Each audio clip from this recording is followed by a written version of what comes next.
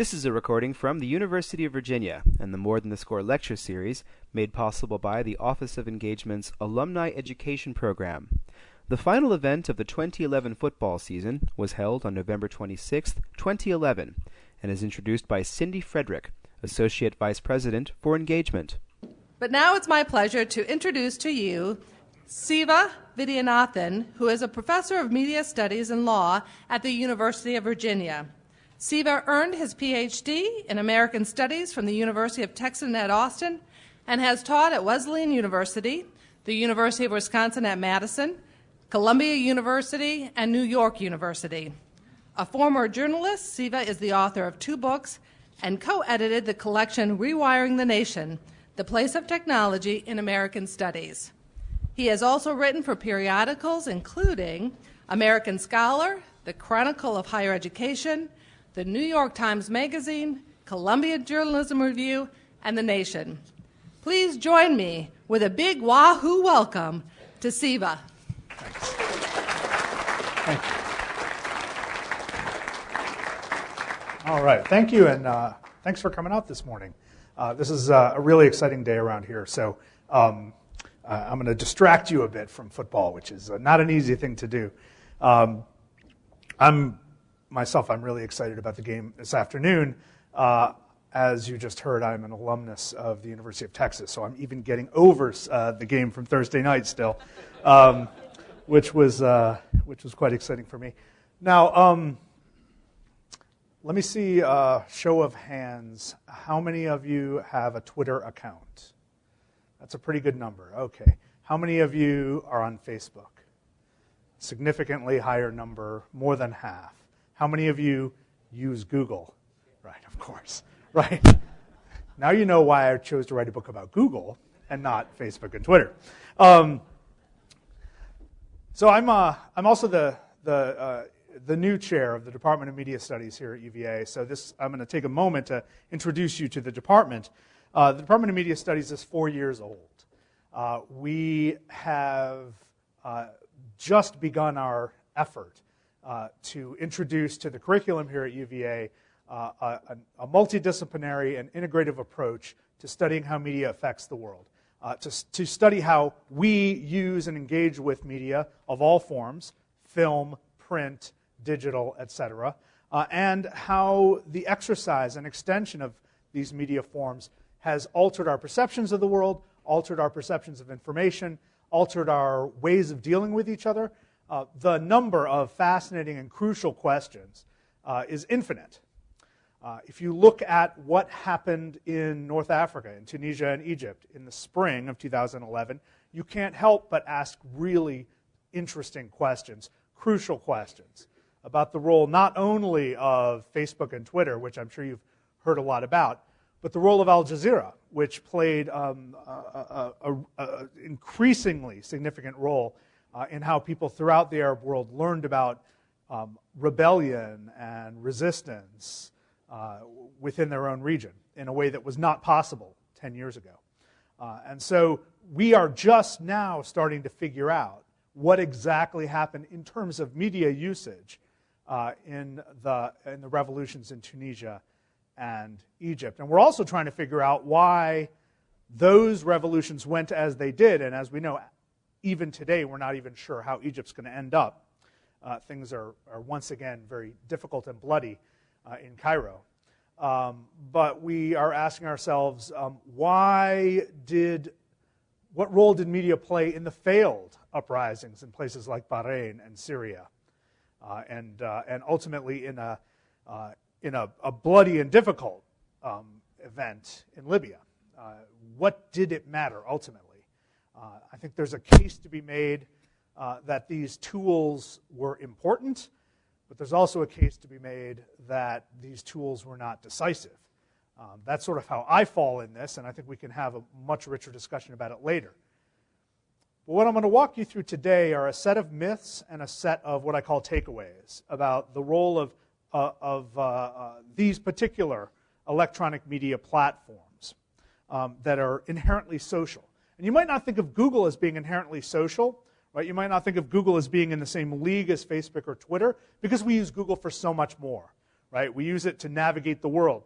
We use it to answer basic questions. We use it to settle bar bets, right? And that's not exactly how we use Twitter or Facebook, although increasingly we are, right? I mean, one of the ways you can find knowledge and distill knowledge from a specialized community is to start a Facebook group for that specialized community and ask a question of the people in it.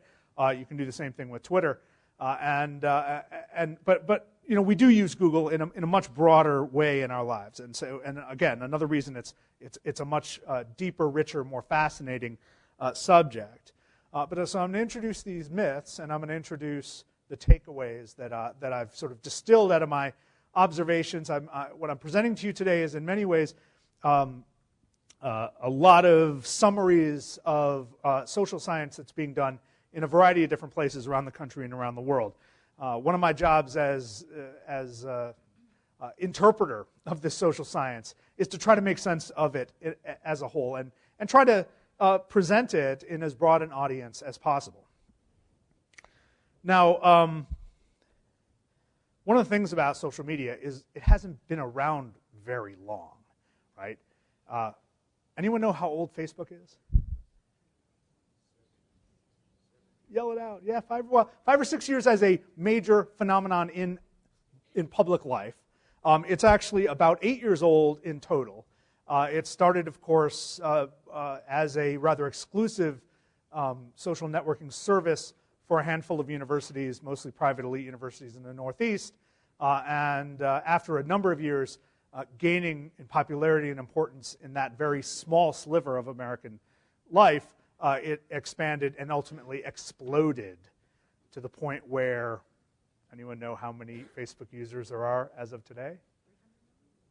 What? Yeah, about 700 million, which is amazing. Around the world, 700. Now, it doesn't mean 700 million people use Facebook every day or regularly or check it 40 or 50 times a day like I know you do. But it does mean that that's how many registered users there are. But the amazing thing about Facebook is, unlike a lot of media platforms that you may have read articles about over the years, like Second Life, where a lot of people registered, tried it out once, and never went back, Facebook is what they call in the industry sticky. People get hooked on it in a really interesting way. Cory Doctorow, who is a science fiction writer, who is also a scholar of digital media, an activist, he's brought forth a concept. He thinks of Facebook kind of like a Skinner box. If you remember the experiments that B.F. Skinner did in the 1960s on the power of stimulus, right? Reinforcing stimulus and behavior.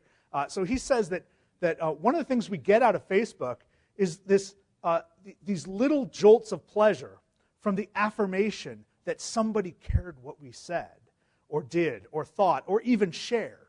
Right? Because a lot of what goes on Facebook is not our own thoughts. It's, hey, I like this video, and I'm going to put it up here, and someone will like it. And so what Cory Doctorow argues is that what happens when we're dealing with Facebook are lots of very small little pleasure blips, right? Very limited. I mean, we don't get a rush of pleasure, right? We don't get overwhelmed. We don't get stoned by dealing with Facebook, but we do get these sort of little affirmations throughout the day that, oh yeah, someone's paying attention to me, someone appreciates what I've said, and if no one has clicked on what you thought was a hilarious joke, you keep checking back to see if someone clicked on your hilarious joke. And if it didn't work, you try again with a different hilarious joke, right? Or maybe later in the day. And this is great for Facebook, right? Because it means that, of course, Facebook's tracking everything you're doing. It's constantly watching what you're clicking on, how many times you're going back to Facebook. It's constantly following you from Facebook to other places on the open World Wide Web that's not in this gated community of Facebook. And being able to track that kind of behavior is so valuable to Facebook, because that's how Facebook decides what ads to place on your site. And you may have noticed, if you're an active Facebook user, that Facebook hasn't quite figured out the ad thing completely. Right? Facebook often puts ads on your site that are actually kind of inappropriate, because all it's doing is reading keywords that show up on your site, and often inappropriately. So for instance, if there's a political candidate or leader who you really hate, and you post a lot of things about that person, you're going to start getting ads for that person on your Facebook site. It happens all the time, right? Because Facebook can't tell the difference between you making fun of somebody and you saying nice things about somebody. It's not at that level of comprehension and understanding yet. Now, one of the things about Facebook and Google and Twitter is they are data vacuums. They don't just exist there to give us these little pleasure pops. They don't just exist there to help us connect with friends from high school. That's actually the frosting on the cake. What they really do is gather a tremendous amount of data about our behavior for two reasons. One, in the short term, position those ads in hopes that those ads actually appeal to us, and we do occasionally click on them, because if we click on them and we buy something, then Facebook makes money. Or Google makes money, and Google makes a lot of money through this. Google, as you may have noticed, actually does a really good job positioning ads next to your search terms, right? But as you use Facebook more, Facebook learns more about you. As you use Google more, Google learns more about you, and the ads are supposed to become more appropriate, more relevant to your interests. At least that's how it's supposed to work. Google has been at it longer, has more data, has, I think, a better, higher level of algorithmic engineering going on, and therefore has a much more successful advertising system, and therefore makes a lot more money. Facebook didn't start making money until last year, and because it's not publicly traded, we don't actually know how much money it makes. We know that its potential valuation, if it were publicly traded, is astronomical. And there have been attempts by Microsoft and some other companies to try to come up with a value in an attempt to purchase it. That was long ago. Now that number is so high, nobody's reasonably trying to purchase Facebook, but there's always this question of just how much it's going to be worth when and if it does go public. So we don't really know much about how much money Facebook's making. We do know that it only started making money recently, that it loses a tremendous amount of money sheerly by being so popular. I mean, one of the paradoxes of doing business on the web is the more popular you are, the more your costs are likely to wipe you out, because you have to keep the servers running all the time. And every time you exponentially increase your user base, you're increasing the likelihood that everything is going to come crashing down on you, right? So that's one of the reasons that it is so expensive to run a really popular site. An unpopular site, you might actually make money. It's really weird that way. It's really weird. And that's one of the reasons that they need advertising to work so efficiently, right? Many newspaper sites have found themselves running their advertising system the old-fashioned way. You go out and you sell a position on a page, guessing about the number of page views. And that has not worked out well for newspapers and magazines in that straight-up non-algorithmic sense, because it's not very efficient. They end up asking companies to spend a lot of money for a return that ends up being very disappointing. And this is one of the 100 reasons that newspapers and magazines are not as successful on the web as companies like Facebook and Google. But I said these are data vacuum machines, right? And I said that Facebook has not figured out how to understand the difference between when you're making fun of a political candidate and when you're saying nice things about a political candidate yet. And the goal here is for all of these companies, and one of the reasons that they hire the smartest mathematicians they can find, the smartest computer scientists they can find, the smartest linguists they can find, is that the holy grail of this business is to understand the sentence, the human sentence. And the human sentence is one of the most complicated machines ever invented. We learn how to work them at a fairly young age, and so we take for granted how complicated these things are, how powerful these things are, and how diverse they are, right? Think about where a verb sits or where an adjective sits in an English sentence and compare that to a Spanish sentence or a French sentence. And those are really closely related languages, right? Then look at a Cyrillic language, or look at Mandarin, or look at a sort of hybrid language like Indonesian, and then try to figure out how computers are going to try to read this stuff. It's mind-boggling. And there are groups of incredibly smart people trying to figure out these problems. Not just to work on language translation, but ultimately their goal, their dream, is to have a series of very powerful computers have enough data about how human beings use language that they can statistically predict what words mean in relation to each other. Computers will probably never actually understand the sentence, "What is the capital of Idaho?"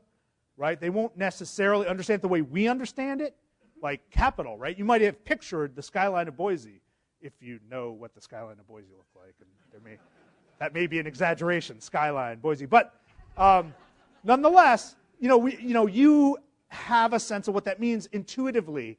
It's part of your operation as a social animal to get a sense of what each of those words means and how they work in relation to each other, and that you've associated it with an actual place in the world, right? A place you might not have ever been to, but you associate that. That is a really remarkable and complicated set of moves that your mind just made, and beyond what any group of computers can do yet. And there's a lot of sense at the highest levels of computer science that getting computers to think like that may actually be a waste of time. In other words, the amount of computer power and learning ability may not be the most efficient use of how computers work. And computers and minds, as we are finding out very clearly, are not actually alike. They don't actually do the same things. And so the idea is to simulate that. The way that a video game simulates real-life action by doing a tremendous number of calculations very fast. Ideally, if Google and Facebook can figure out how to read our sentences statistically and associate those things, they might be able to discern those cues, right? Maybe they can figure out when we're being sarcastic. Probably not. That may be beyond them, right?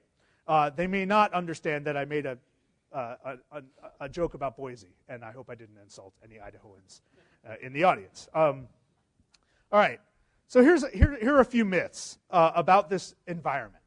First, that young people are tech savvy. And you hear cliches about this all the time.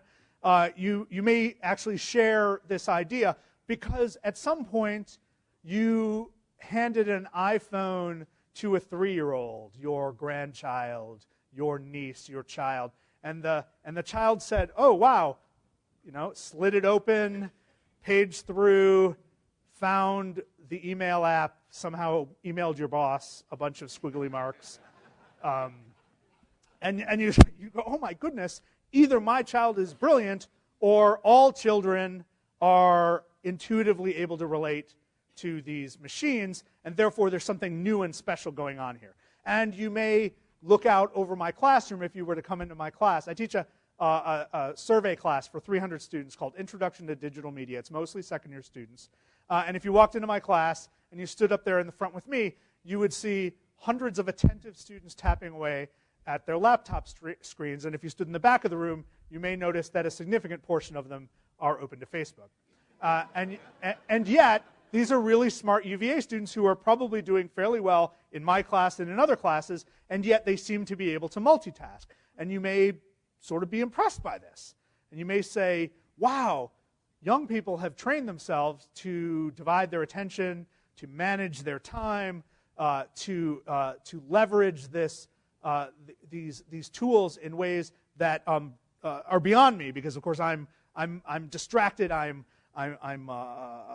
driven a bit mad by this whole process.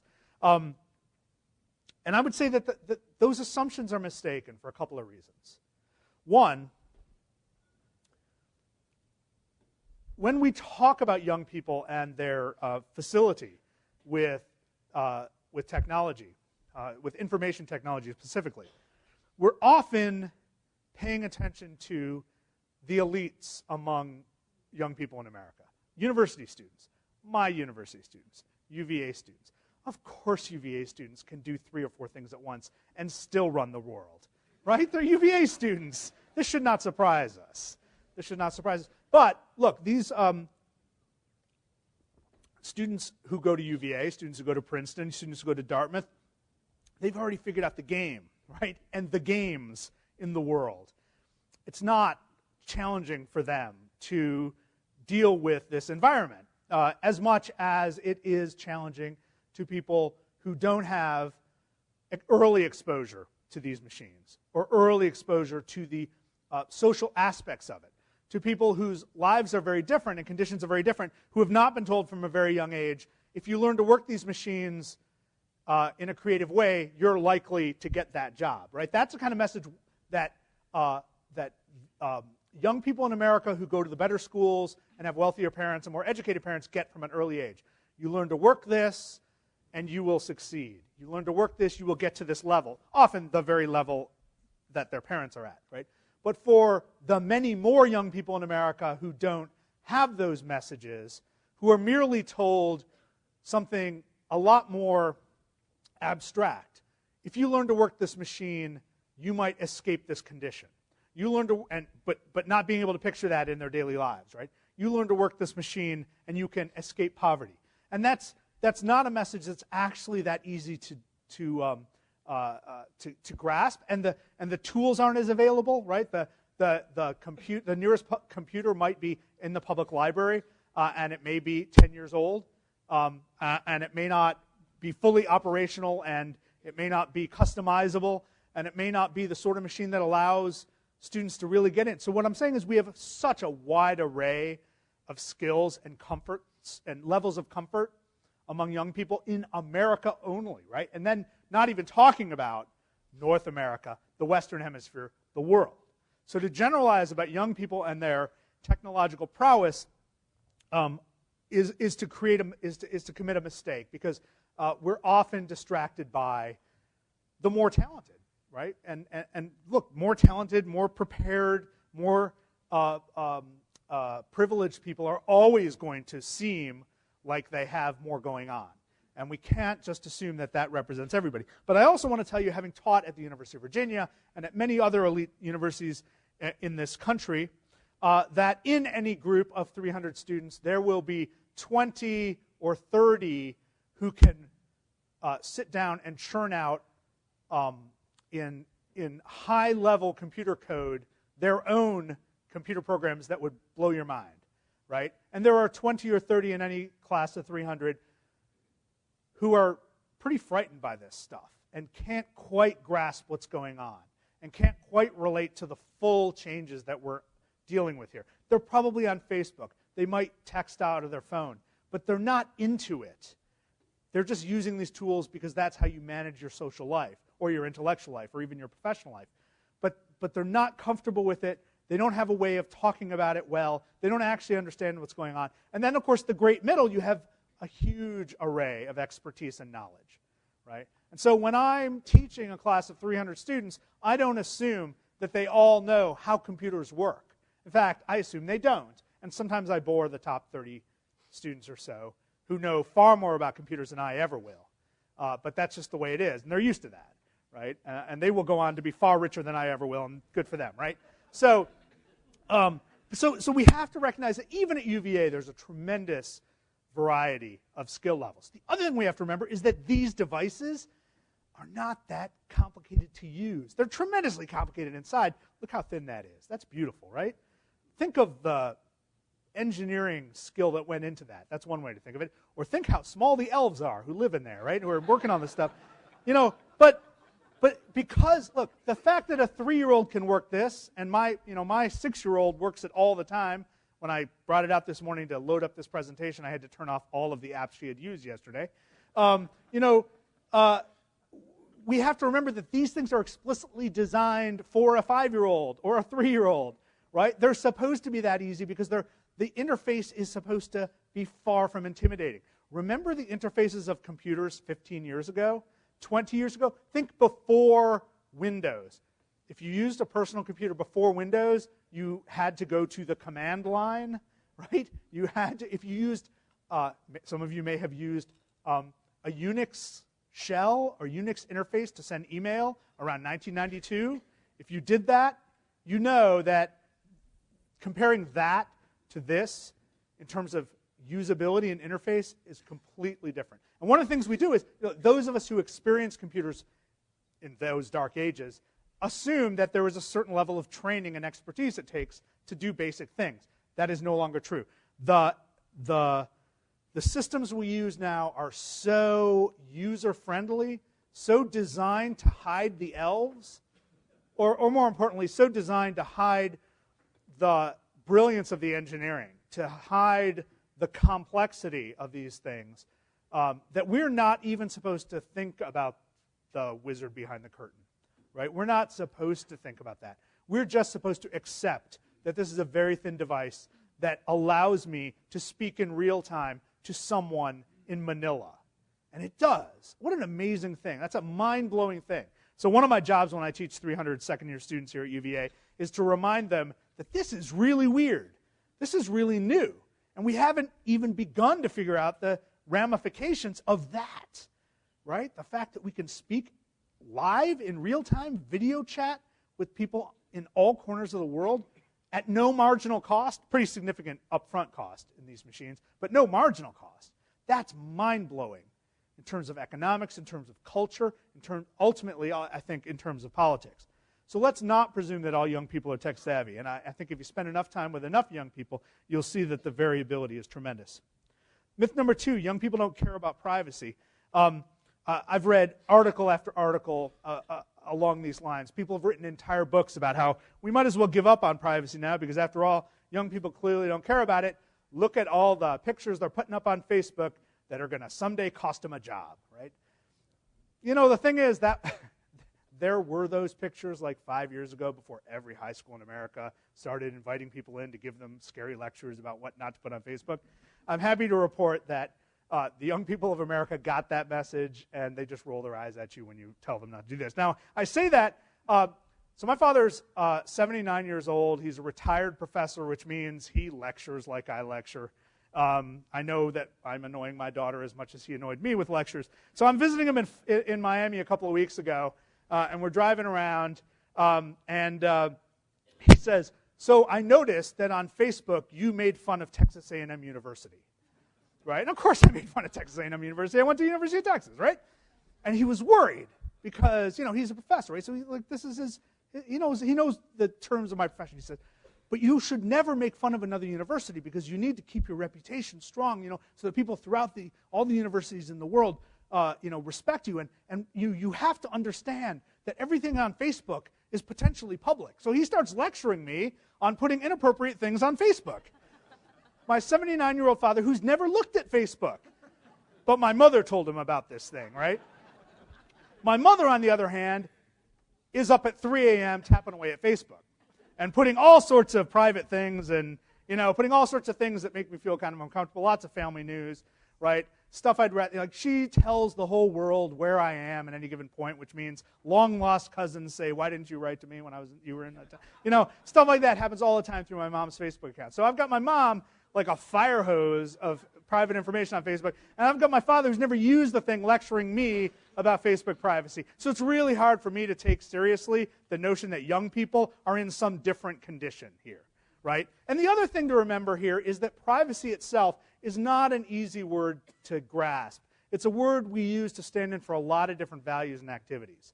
So let me distill an idea for you, what I think privacy means. Privacy means the ability to manage one's reputation in a variety of contexts. That's a horrible bumper sticker, right? The ability to manage one's reputation in a variety of contexts.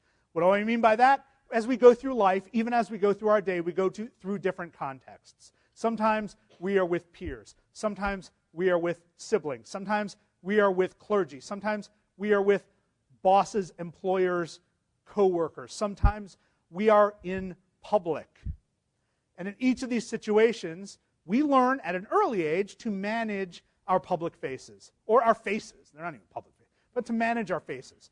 And this is why we have different personas for these different contexts. This is why yesterday I wasn't dressed like this. I was laid back watching football with my family, right? That's why today I'm dressed like this. I'm in a different context. But think about managing reputation. It's not just about how you present yourself. It's about the words you choose. It's about the things you choose to share.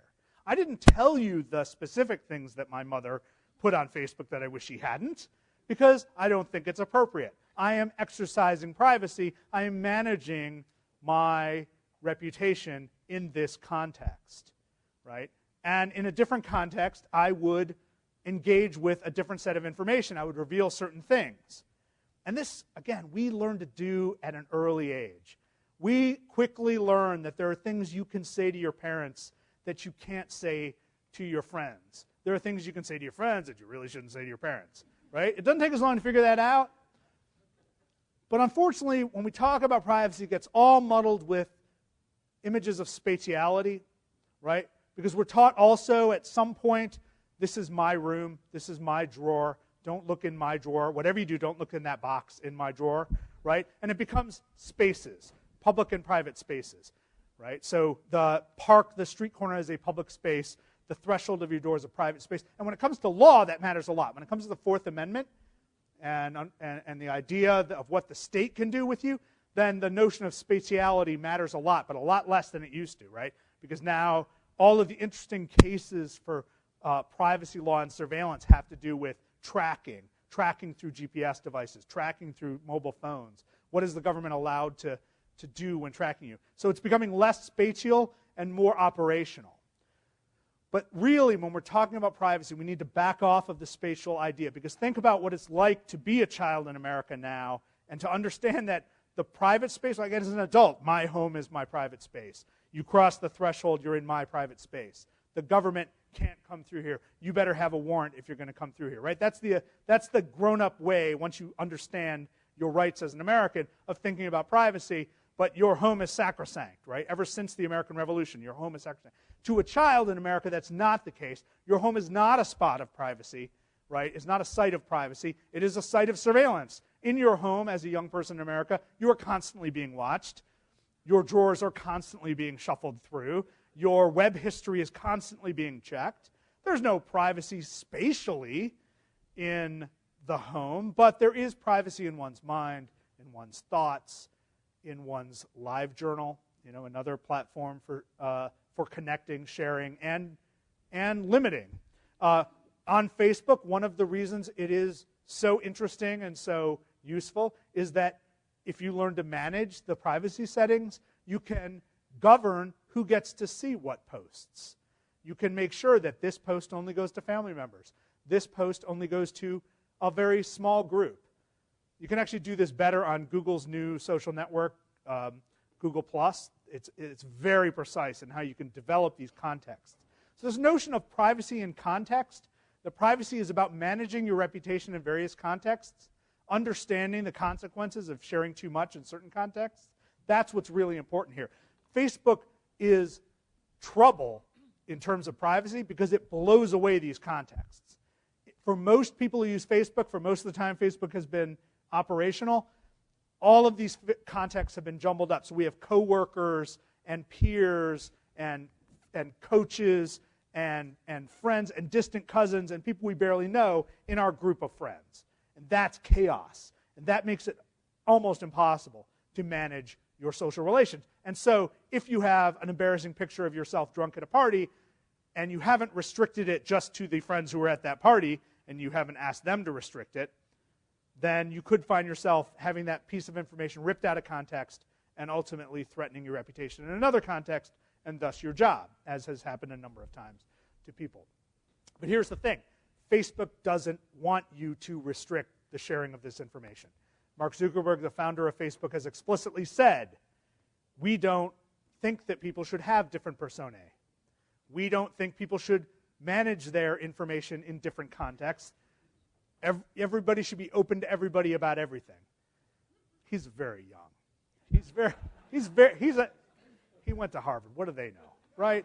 Come on. So he dropped out of Harvard too. Come on. So, basically Zuckerberg doesn't understand human beings. He doesn't understand the needs of human beings, right? He understands his very discrete world and how it works, but that doesn't work for the rest of us. This is what causes so much tension with Facebook.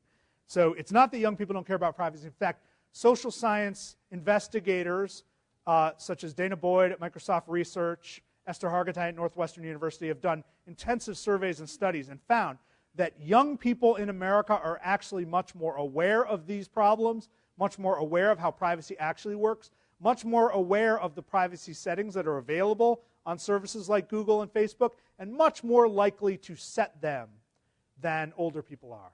The older you are, the less likely you are to dig through and set your privacy settings to protect yourself. The more you're putting yourself at Facebook's, where you're letting yourself get victimized by Facebook, really.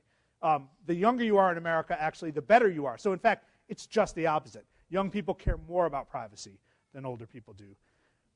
Myth number 3, that the digital generation is somehow different, right? There is no such thing as a digital generation. That's actually the title of this talk. And really what I want you to take away from this is the notion that even if you remember a different set of media interactions, even if you reminisce about them fondly, you still face the same challenges and opportunities with the current setup as anybody. And we're all in a very temporary moment, right? This device will seem laughable in 5 years. People will say, what did I do? See, it's so laughable.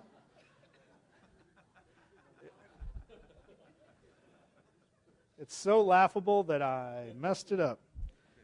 This device will seem archaic in some way. Who knows what, maybe it'll be too thick. Maybe it'll be too cumbersome. Maybe it'll be too slow. It's already trouble. Here, actually, I'm going to just unplug it and see what we do here. There we go. Yay, good. All right. So I think thinking about different generations in terms of media forms and technology is unhelpful. It's unhelpful. I think it hides more than it reveals. And the reason is twofold. One, when talking about digital generations, again, we ignore the diversity. We assume that everybody of a certain age group shares an experience, shares access, shares opportunities. We ignore economic diversity, ethnic diversity, global diversity, national diversity. We ignore value diversity, right? We ignore religious diversity, all those sorts of things when we gather people into generations, which is why my point number 4 is I hate the very idea of generations, and I wish we would discard it.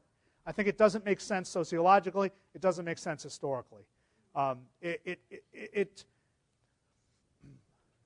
circular, right? What happens when people talk about generations, when people do marketing studies, and the studies about generations are almost all about marketing. They're not about social science.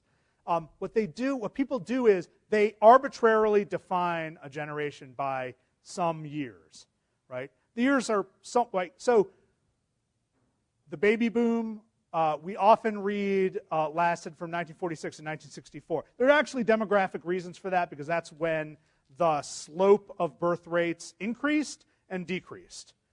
And so you can say there actually was a baby boom. There were a lot of babies born there. But that's a long period of time.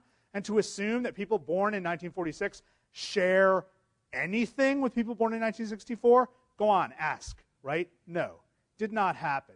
You were born in 1964, you did not have to worry about being drafted for Vietnam, right? If you were born in 1946, you might not have had to worry about that either because your life might have been in a different place. But you were born in 1956, oh boy, you did, right? These are important things to remember, that the diversity even of that phenomenon, the baby boom was a demographic event, but not a generational event. Because there is no shared experience. Think about two people born the same year in the United States in 1956 who reach that very sensitive, dangerous age in the late 1960s or early 1970s when they might actually have to face a question of how the Vietnam War affects them and their families, right? One is really wealthy, one is very poor. They're not going to experience the Vietnam War the same way.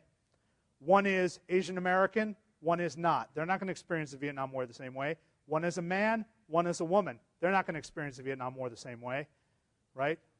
One is deeply religious, one is atheistic. They're not going to experience the Vietnam War the same way. To assume that even a historical event can have a singular effect on a group of people born on the same day is absurd. It ignores the diversity of the human experience, right? To come up with these artificial categories and boundaries saying people on this side of this line are in one generation and this side of this line are in another generation is absurd because people are born every minute, right? It's a continuum. It's a continuum, right? So to talk in my field, I hear way too much about millennials. I have no idea what these people are, right? It makes no sense to me. It makes no sense to me, again, because it ignores the tremendous diversity of the experience of the people who sit in front of me in class. And I've been doing this for more than 12 years, right? And over that 12-year period of time, I've seen a lot of the same problems show up in people's lives of the students who sit in front of me and come talk to me. And I've seen a lot of the same opportunities and a lot of the same levels of excellence. But I've also seen things change. So things change and things stay the same, but they can't be bracketed off in terms of generations. And this drives me nuts. Drives me nuts. Whenever I read about generations, I just hit the roof in anger because it just makes no sense to me. So here's one of the takeaways. We're all just babies when it comes to digital technology. This is all new to all of us. Some of us are more into it. Some of us are more adept. Some of us can put it in a historical perspective because we once typed things into a command line, right, or flipped an LP record. But we're all just babies. We have just now started trying to figure out what this new level of connectivity means to our sense of citizenship, a sense of global membership in the human family, our sense of obligation to each other. We're not even close to figuring out how not to be rude online, right? Basic things like manners, we're having to relearn. Social norms we're having to re-engineer. So we're all in this together.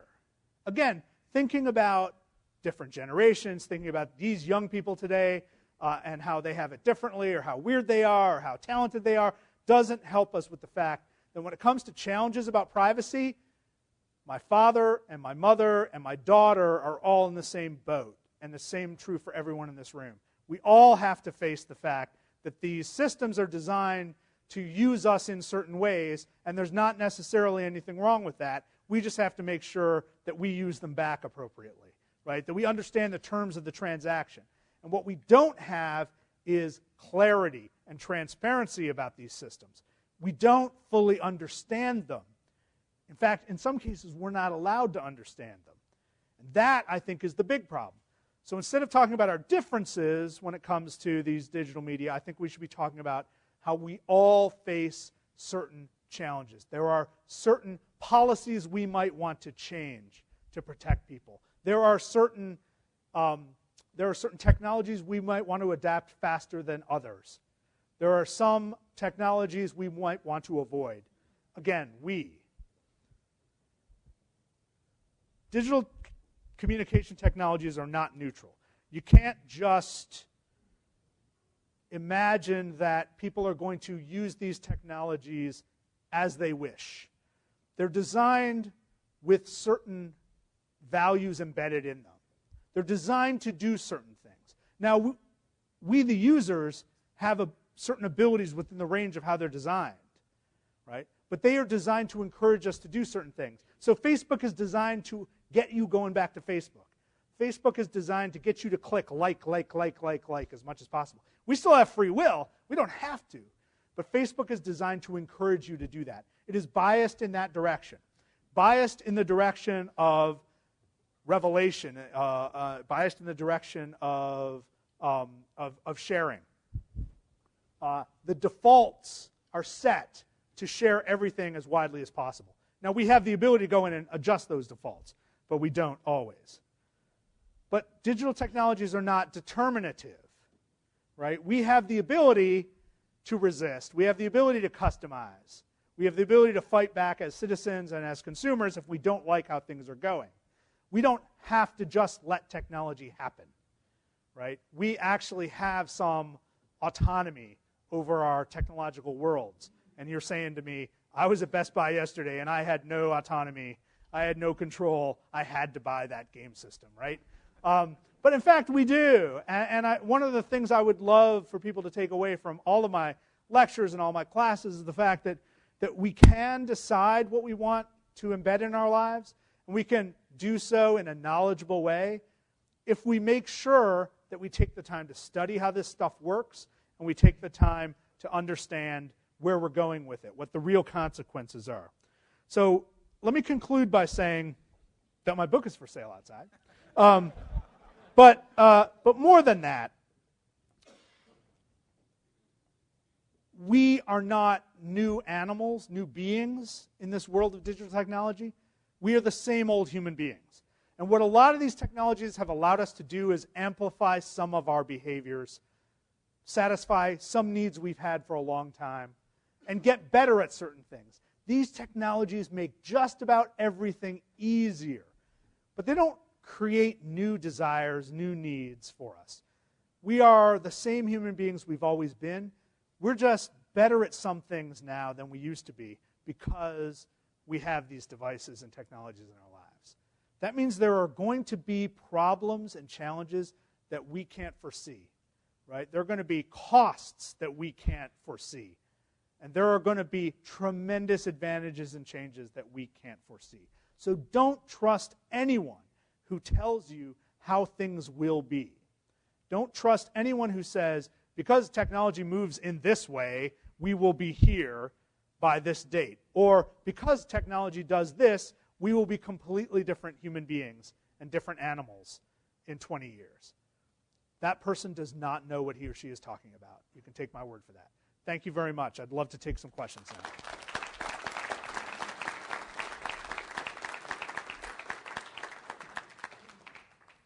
Hey, Sean. Hey, Siva. So I was on your mom's Facebook page. Yes. I'm kidding. I have two questions for you. Actually, they're probably statements, and I'm looking for a response.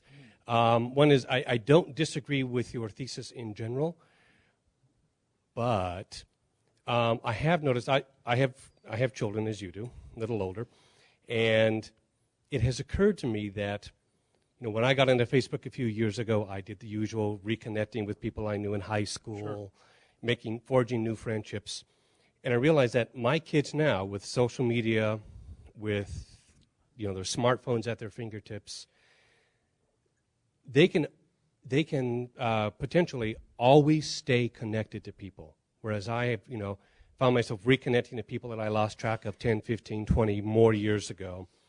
They're surrounded now by a group of friends that, unless the technology changes or unless there's a social change, they could literally always stay in touch with, and kind of carry with them. So experientially, I think the way they experience the world, the globe, they're truly global citizens in a way that, I won't be.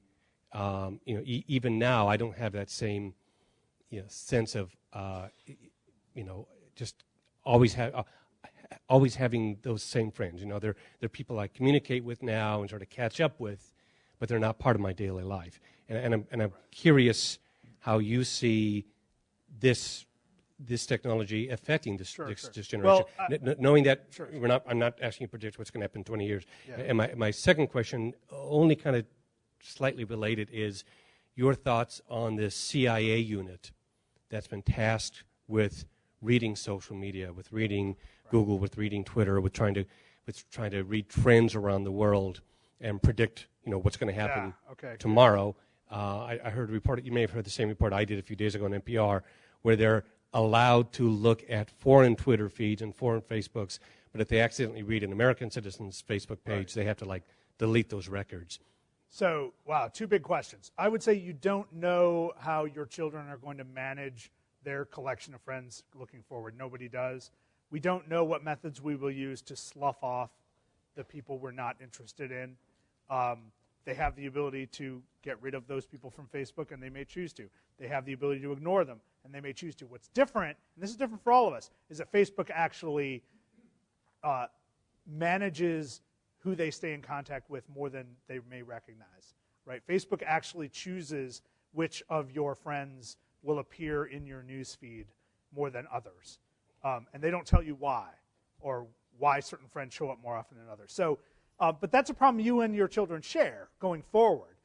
You're talking about the fact that you entered this arrangement and had to catch up in terms of connecting with people long ago, and the levels of connection will be weak or strong or in between. And that's the same going forward with their friends. They're going to have some friends from high school they're going to just not have anything to say to for 10 years. They'll still be in their Facebook feed if Facebook's in business in 5 years, which there's no guarantee of. But that doesn't mean that they're going to have the same or different experience than you. But ultimately, I think your experience and your children's experience will converge, largely because you're going to manage your social life through these systems more than you have, and they will continue to. So I don't think it's a.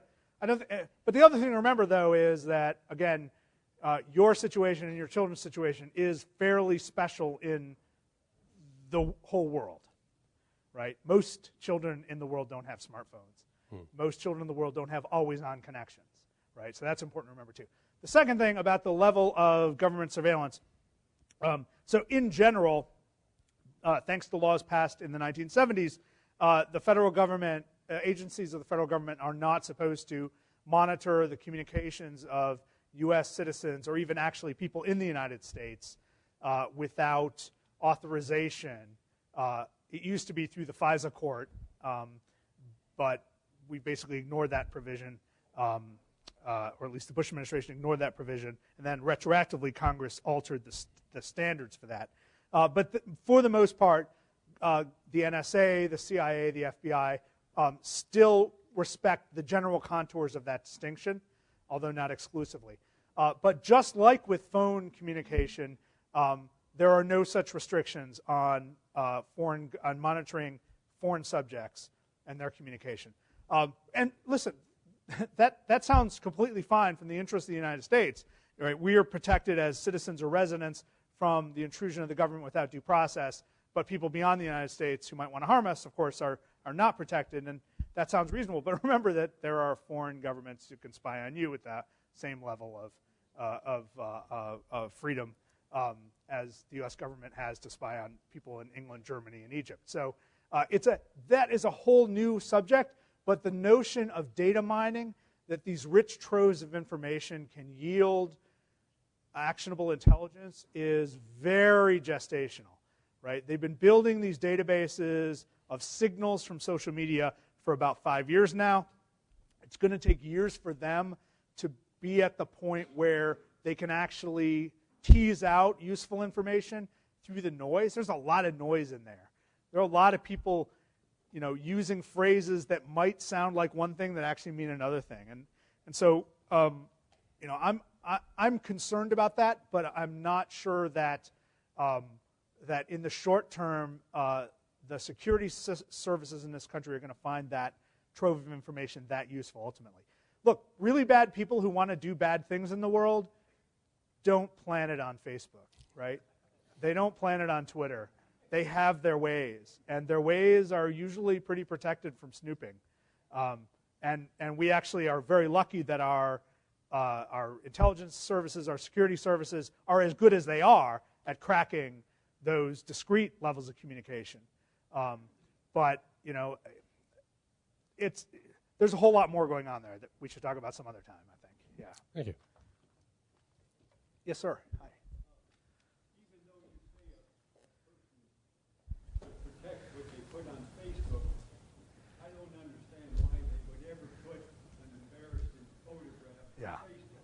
Good question. The question was, why would anyone put any embarrassing photograph on Facebook? And the answer is that things are embarrassing in some contexts and not in others. And things are embarrassing to you later that are not embarrassing to you today.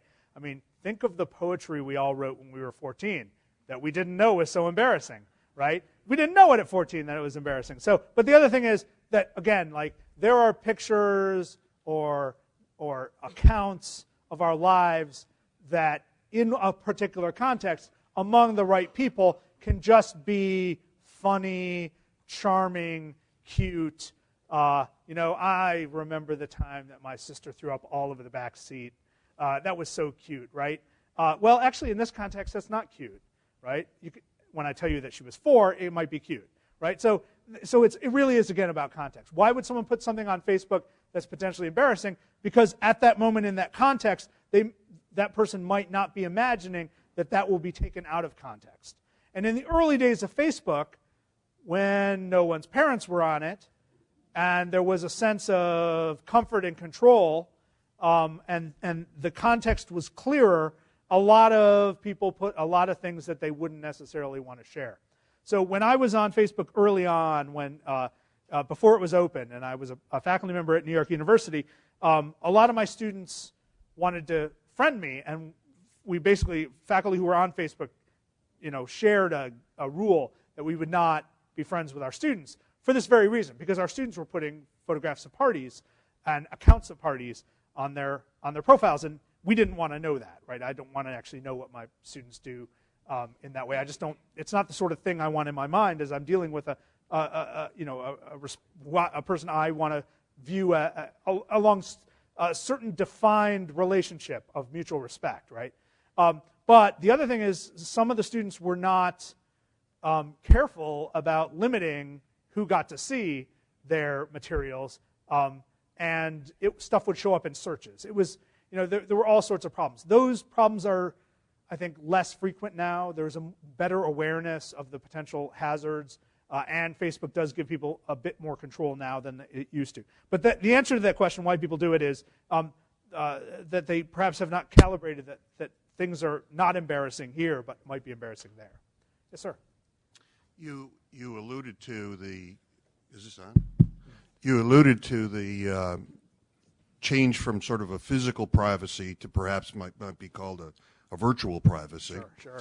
And you also stated that you thought that your research had shown that younger people were actually more interested in privacy than perhaps, or more conscious of it, than older people. So how do you see this playing out in legislation? As our founding fathers saw a need to legislate private privacy. Yeah. How do you see this playing out? Because the legislators are going to get involved in this. Yeah, that's a really good question. So, look, our earliest privacy policies are expressed in the Fourth and Fifth Amendments, right? So the Fourth Amendment protects the threshold of our house. It protects our property from illegal search and seizure without due process. And this, of course, comes out of some very bad experiences with British soldiers, right? The fact that British soldiers were put into our houses and there was no protection from search and seizure before the Revolutionary War. And so this was a very specific intervention that many of the founders felt was necessary. Not all of them, certainly. This was not a universally held value. But that was sort of the genesis of American privacy. Part of the Bill of Rights, something that clearly restricted the federal government from doing things that the British soldiers had done. It did not restrict, by the way, of course, what the states did.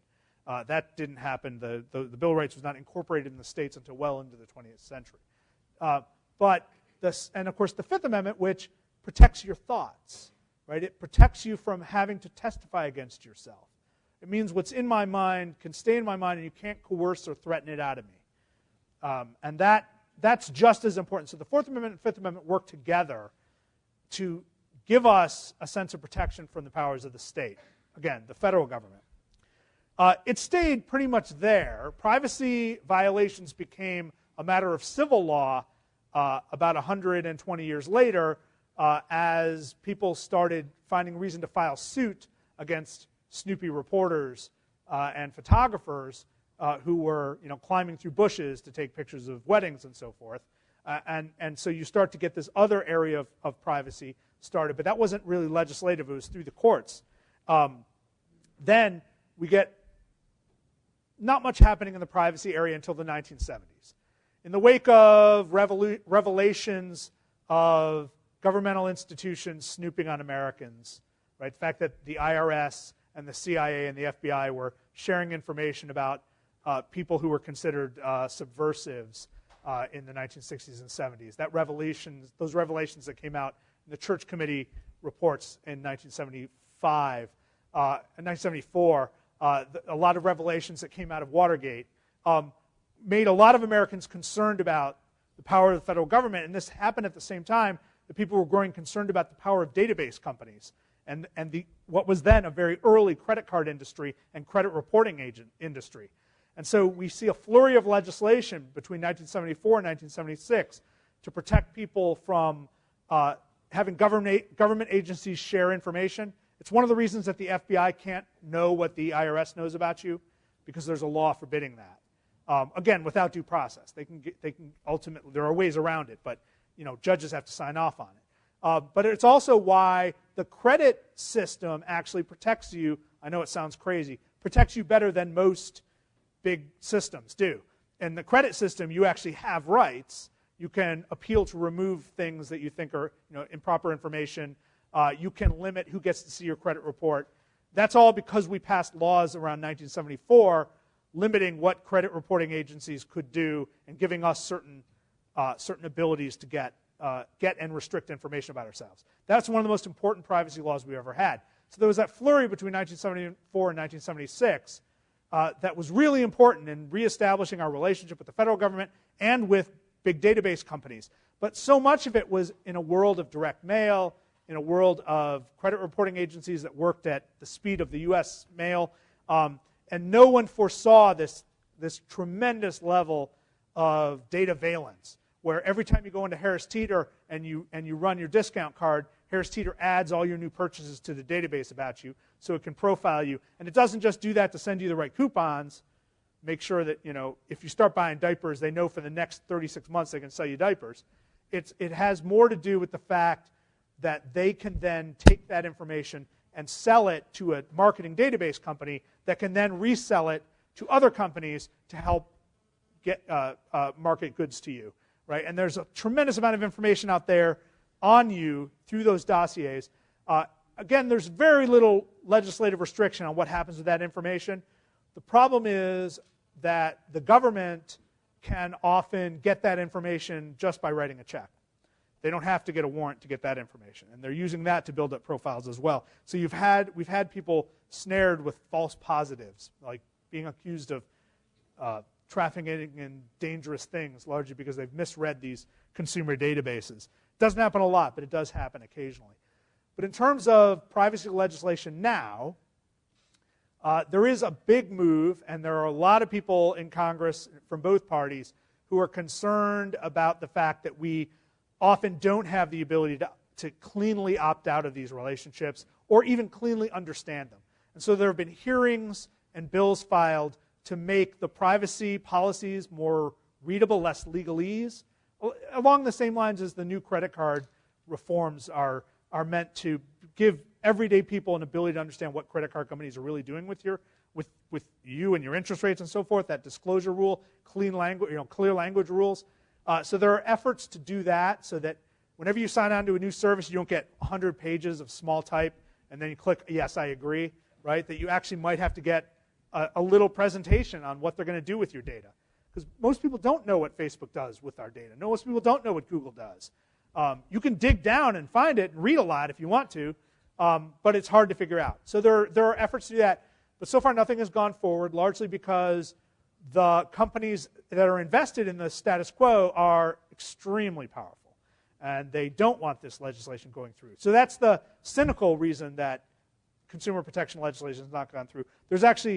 There are legitimate reasons, and one of those legitimate reasons is that there's a strong thought that overextending consumer privacy legislation, especially in the medical area, will limit the value of medical databases and electronic medical records that can hopefully be used to figure out better treatments. So there's a lot of discussion about that. One more question. Thanks. Hey, thanks for the talk. Sure. It was especially hilarious to hear you describe your parents. They're almost identical to mine with their whole behavior with all this. There's probably Facebook friends. Yeah. So exactly. Now with talking to people like your dad, how do you advise people, first of all, on what to post, what not to post publicly? What are your rules for yourselves? Oh yeah, good. I'm also on the faculty, so I'm always keeping my page really clean. Well, and more importantly, also afterwards, your prediction for this afternoon. Oh yeah, okay, great. So I'm in a weird position with both Facebook and Twitter. It's what I do for a living in a lot of ways, right? So I don't really have the option. I mean, I've been very mad at Facebook over the years, and I've written a lot of things about how I dislike their policies and activities. And people keep saying, well, what do you complain about? Why don't you just quit? And I can't, because it's my job. My job is to stand up and tell people about Facebook. And if I quit, I couldn't tell them what Facebook's doing, right? But I also I sell books, and I give public speeches, and I have to promote myself, And both Facebook and Twitter are really powerful for that. So just this morning, I put on both Facebook and Twitter that I was doing this talk in hopes that a few people who follow me would show up to this. My own way of dealing with it is much more professional than I think most people, definitely than most people. So again, I still don't friend my students. I don't let them friend me. I warn them after graduation, they can be my friends on Facebook. But they're welcome to follow me on Twitter. A lot of the same stuff shows up there. When I write about family things, I only write funny, cute things that my daughter did because it's kind of charming and fun. But I recently had 2 deaths in the family. I didn't post anything about those people on my Facebook page because it didn't register the correct way to me. I don't think of Facebook as a solemn place where my serious feelings belong. That's just me, though. A lot of people use Facebook to mourn. A lot of people use Facebook to express really deep, powerful, important things in their lives, and I totally respect that. And a lot of people need that, but I don't. I would feel awkward doing that, and so I chose not to. I didn't even think about doing it, actually. So I have my own. I think it's really important for everybody to have his or her own rules about what is appropriate in what contexts, and also recognize that people use it for different things. So whereas my mom uses it almost entirely to broadcast news to the family, I use it almost entirely to tell jokes about Texas A&M. I have a lot of stuff up there that is sort of expressing my political opinions, a lot of stuff up there about sports, a lot of stuff up there about music. It's kind of like a TV show from my mind, but it's that shallow. It's just a TV show about my mind. And if I write something in a newspaper article or something, I'll post that article up there, again, publicizing myself. But that's not how most people use it, and I don't pretend that it is. Now, I think we're going to win today. And I say that because I've studied college football almost as much as I've studied electronic media, and I think that we have, for the first time in my memory, the level of discipline and focus that can actually manage to upset a much more talented team, which they are. Virginia Tech is a much more talented team, but they don't have the focus, discipline, and spirit that this particular team has. And I sure hope it lasts past this year, but I'm really impressed with the UVA football program in the past 2 years. So I hope we can all celebrate together soon enough. Thank you.